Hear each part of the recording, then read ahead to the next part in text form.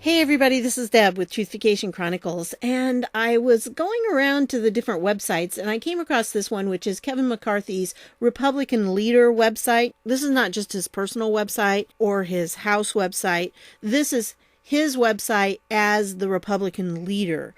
And so I wanted to point this out to you. He has several things on here, but one of them that I wanted you especially to note is this questions for ABC News. He sent a letter to ABC News, and he had this interview here with Megyn Kelly, and we'll discuss that in a minute. But I want to show you the letter first.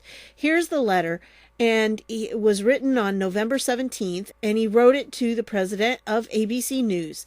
Mr. Goldston, as you must have seen, a video has emerged of ABC News anchor Amy Robach expressing regret and frustration over a decision by ABC News executives 3 years ago to not publish a first-hand account from one of Jeffrey Epstein's accusers. She attributes this comment to an attorney of one of Mr. Epstein's victims, which she obtained through her reporting. There will come a day when we realize Jeffrey Epstein was the most prolific pedophile this country has ever known. They don't even have a clue yet, really. In the video, Ms. Robach remarks her evidence was collected over 3 years ago, but was quashed because she was told no one knows who Epstein is. We did. Therefore, rendering it a stupid story. Note, in 2008, then financier Mr. Epstein pleaded guilty to a felony charge of solicitation of prostitution involving a minor and served 13 years in prison. Not really in prison. He actually was like a prison release type thing where he was gone all day long and he could do pretty much anything he wanted to, and then he just had to come back at night. Yeah, it was ridiculous. Mr. Epstein was later arrested on July 6, 2019, on federal charges for sex trafficking of minors. It is now known that Mr. Epstein's abuse dates back decades and involved countless young women and minors. When it comes to human sex trafficking, especially against minors, the United States Congress has taken aggressive bipartisan action to stop such atrocities. This work has successfully shut down trafficking marketplaces and has provided victims support and recourse to serve justice. What appears to have been presented to Ms. Robach is first-hand evidence of human trafficking. I am deeply concerned that this victim, in search of justice, went to ABC News, provided information and an interview, and then ABC News chose to bury the truth. This was a decision that Ms. Robach alluded was due to protecting powerful people or financial interests. Although it is unclear whether anyone thought to alert authorities to further examine these deeply disturbing allegations, it is clear that ABC News' enabling of Mr. Epstein has consequences. Fewer victims willing to come forward to bring perpetrators of this modern-day slavery to justice, and, more grievously, the possibility that any number of minors could have been spared from human trafficking over the past 3 years. To that end, we are requesting more information from ABC News. 1. Will ABC News provide Congress the interview Ms. Robach conducted with the victim? 2. What did ABC News learn about Jeffrey Epstein after Ms. Robach first presented her story to executives? 3. Who was involved in deciding this story was not of public interest, and what were their reasons for deciding so? 4. Can Ms. Robach expand on the outside forces she mentioned as potentially responsible for the story not running? 5. Was ABC News ever presented with additional evidence on Mr. Epstein from the time Ms. Robach first brought her investigation to the network and when he was ultimately arrested? 6. Were authorities alerted at any time after Ms. Robach presented ABC News executives with her reporting? If so, when and what was provided? ABC News' initial response and subsequent actions reveal their priority is to identify and hold accountable the individual who released the video to the public. We believe that uncovering the source of the information is incomparably less important than the possibility of exposing the source of a human trafficking operation. It is imperative that the public be assured newsroom decisions regarding exposing human trafficking are not tampered by financial interests or outside forces. And it's signed by Kevin McCarthy and Michael McCall, who's a ranking member on the House Committee on Foreign Affairs, and then Doug Collins, who is the ranking member on the Judiciary. And there's the footnotes on that. Now, Megyn Kelly did an interview with Kevin McCarthy here. Now, see, being a retired teacher, I just think if somebody is aware that a child or a minor is being abused in some way, whether it be physical or sexual or, trafficked, it needs to be exposed and it needs to be taken to the authorities. Now, granted, there are times when you're not sure if what the child said to you is really accurate or not. And yeah, you do have to verify it, but really not. You're not the person that has to verify it. As a teacher, I was required to report any signs of child abuse that I might have witnessed. And, that's just what you do when you're in authority and you're working with children. Megyn Kelly defends what ABC did, and I find that really disturbing. But then again, I'm not a real big fan of Megyn Kelly to begin with. And, it just was really hard for me to listen to her defend their choice when I can think of all these children that Jeffrey Epstein likely abused and all of his minions abused for years because this woman was not allowed to come forward with a story. And, the victim was not believed. And especially, it's so ironic in this #MeToo environment, but they don't want to believe the victims. And it's really just weird to me that that's the situation. And that you're going to defend a corporation because they didn't air something that was really, truly vital and should have been aired and might have saved several young kids from having their lives destroyed by being trafficked. I mean, I just really thought that was pretty disgusting when I listened to it. And so I did want to point it out to you. And again, this is only 7 minutes long, 7.5 minutes. So you can watch that at your leisure. I'm not going to play any of it or anything.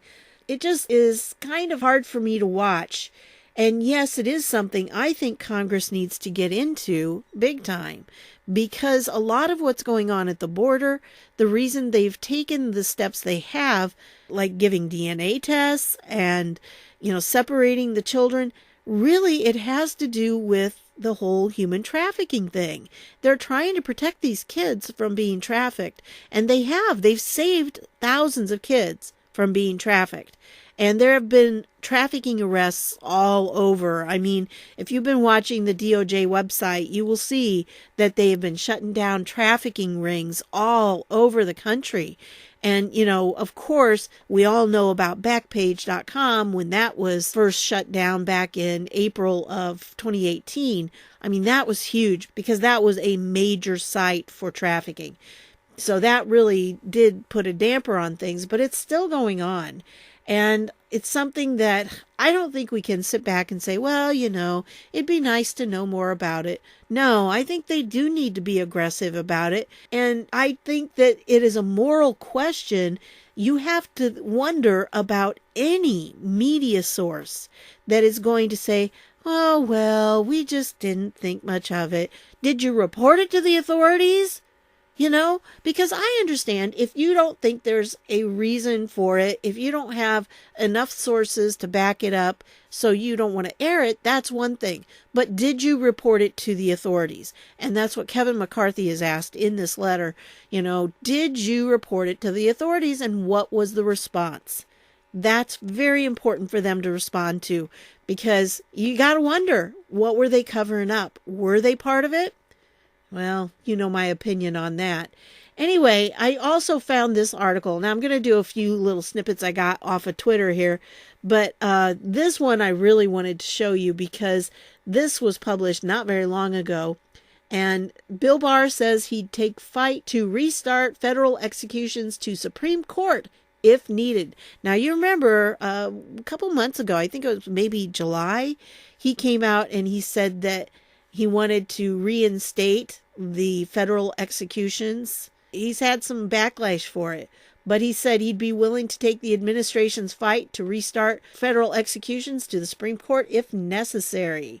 So he's not going to let it go. And check this out. He says if the government were to win the appeal, the executions could begin as soon as December 9th. Wow. Does that date ring a bell for anybody? I just thought it was very interesting that that was in the article. Barr argued that the inmates in question were just 5 of 62 currently on death row. So, I'm not saying for that, but I just think it's really interesting that the executions could begin as soon as December 9th. Yeah. And then I wanted to just put this in here. A notable theme in these hearings, some career officials seem to act as though their job is to decide America's foreign policy. It's the president who sets policy, not unelected bureaucrats. POTUS believes every dollar we send abroad should be questioned, and most Americans agree. So I wanted to put that up there because I think it's a really good point that he's making. This is what's really going on behind the scenes, that you've got a bunch of unelected career officials that have their nose out of joint because Donald Trump didn't do things the way they wanted them done. Period. That's it. So then I wanted to show you this because speaking of the hearings, here we've got a problem because there's been some witnessed intimidation going on, and guess who? It's not Trump. Okay, this guy, this Earl Blumenauer from Oregon, he's a Democrat, of course, officially ended his boycott of the hotel chain owned by U.S. Ambassador to the EU, Gordon Sondland, after he testified against President Donald Trump in Wednesday's impeachment inquiry. So, in other words, they were blackmailing him in a lot of ways. If you don't do what we want you to do, you don't say the things we want you to say, look what we're going to do. We'll destroy you. I mean, really? This is what happens. Rush Limbaugh mentioned it, and someone else pointed it out to me in the comments. I'm sorry, I don't remember who, but thank you so much. And so, this is sad because these people are being threatened. And I think that's something you have to take into consideration if you listen to the testimony. Were they being threatened from the left to not say the wrong things? And to make sure they said things that would be, damaging to Trump. You gotta wonder. I don't know, but it's possible. And then I wanted to point this out to you since this is brand new too. As predicted today, Judge Bertelsmann entered an order allowing the Nicholas Sandmann case against NBC Universal to proceed to discovery, just as he had earlier ruled with respect to WAPO and CNN cases. Huge, huge win. And you remember Nicholas Sandmann was the boy that from Covington Catholic who just stood there while the Native American guy was in his face with the drum. And there was a lot of libel that went on after that. And they're suing them. So go for it, Lin Wood. Yay. And then I had to do this. This is really the front page of Kevin McCarthy's Republican leader site. I got to show you this, folks. This popped open. And it's like, look at this. The last place you want to stand while giving an interview is behind Representative Eric Swalwell. I mean, I saw that. I burst out laughing because it's like, I can't believe Kevin McCarthy has that on his main site. I think really what it is, it's a Facebook post maybe, and it brought it in, but it's just too funny. I mean, there have been all kinds of Swalwell jokes going around. I mean, you all know about it, but that one was unexpected and just kind of jumped out at me. So, and then this one, I'm not going to read it, but you can read it, but that's Donald Trump Jr. But anyway, this is from Carpe Donktum, who has been doing a series of memes about it. And so he says, last one, I swear, Greta reacts to Fartgate. Okay, so here we go, folks. That the president used taxpayer dollars to ask the Ukrainians to help him cheat an election. Entire ecosystems are collapsing. How dare you? I just couldn't resist. I had to put this in there. So, well, it was the Kevin McCarthy thing that set it off. And then I went looking for this, and this is what I came up with. So, and I was very proud of Trump because he actually had a post today. He did a tweet and he used Eric Swalwell's name and didn't mention a thing about it. There was somebody on the thread that said, Oh, I'm really disappointed that Trump didn't say something about Fartgate. But anyway, so there it is. I'm sorry. Again, I'm being very juvenile about it, I know, but in the next video, I will be more serious because I have a court document about Peter Strzok, and he's been suing for wrongful termination, and it actually, it's pretty funny, really, when you read through it. It's like, really, guy?